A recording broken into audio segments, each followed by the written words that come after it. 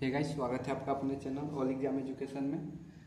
तो पिछले वीडियो में मैंने आपको लॉर्ड बेबल योजना के बारे में बताया था। तो चलिए आज का जो हमारा टॉपिक है वो है हमारा देवबंद आंदोलन। देवबंद आंदोलन।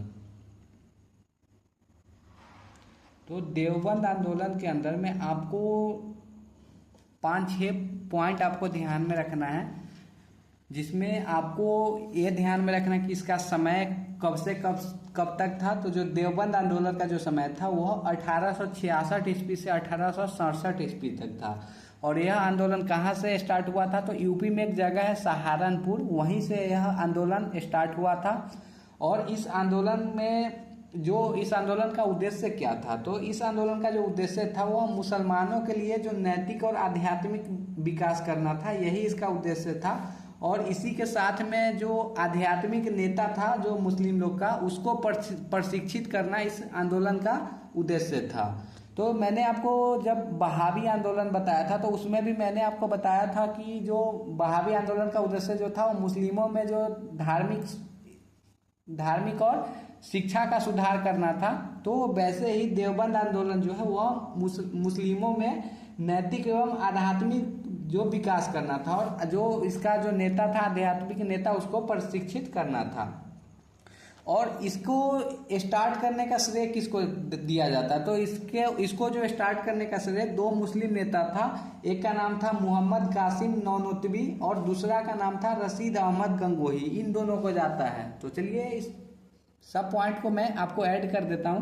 तो मैंने समय कब बताया देवबंद आंदोलन का? तो इसका समय माना जाता है,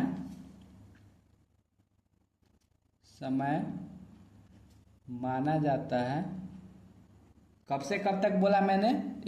इसका जो समय माना जाता है वह 1866 से 1867 ईस्वी। 1866 से 1867 ईस्वी। तो ये ध्यान में रखिएगा कि इसका जो समय हो वह 1866 से 1867 ईस्वी माना जाता है। तो चलिए सेकेंड पॉइंट मैंने आपको क्या बताया था कि यह कहाँ से स्टार्ट हुआ था? तो यूपी में एक जगह था सहारनपुर, वहीं से यह आंदोलन स्टार्ट हुआ था। तो चलिए इस पॉइंट को ऐड करते कि यह आंदोलन यूपी के उत्तर प्रदेश के सहारनपुर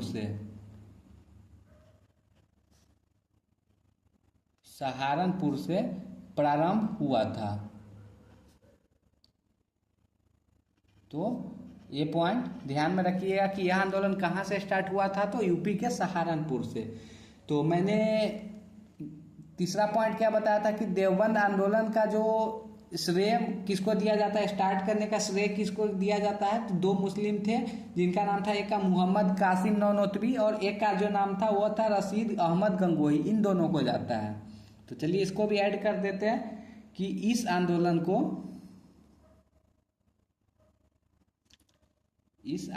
को प्रारंभ करने का श्रेय किसको जाता है? तो एक का नाम था मोहम्मद कासिम नौनोतवी,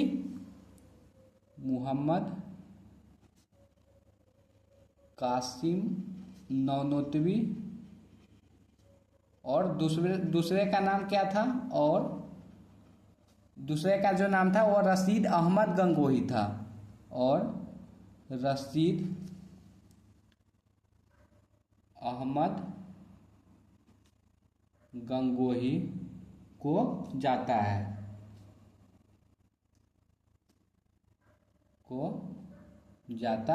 तो ये ध्यान में रखिएगा। तो चलिए नेक्स्ट पॉइंट मैंने क्या बताया था कि इस आंदोलन का उद्देश्य क्या था? तो इस आंदोलन का जो उद्देश्य था वह मुसलमानों के नैतिक और आध्यात्मिक विकास करना था, और जो मुसलमानों का आध्यात्मिक नेता जो था उसको भी प्रशिक्षित करना था। तो ये पॉइंट ध्यान में रखिएगा कि इसका उद्देश्य क्या था, कि इस आंदोलन का उद्देश्य क्या था कि मुसलमानों के लिए नैतिक एवं आध्यात्मिक विकास करना। आध्यात्मिक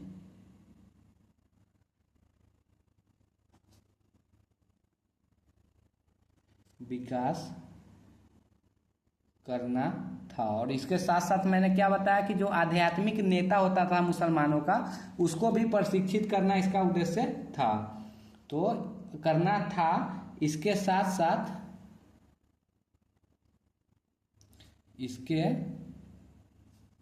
साथ आध्यात्मिक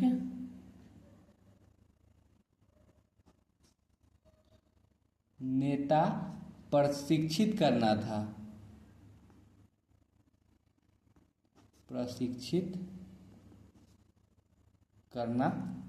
तो ये इतना पॉइंट आपको ध्यान में रखना है देवबंद आंदोलन में। तो आपको क्या क्या ध्यान में रखना है कि इसका समय कब से कब, तो 1866 से 1867 ईस्वी।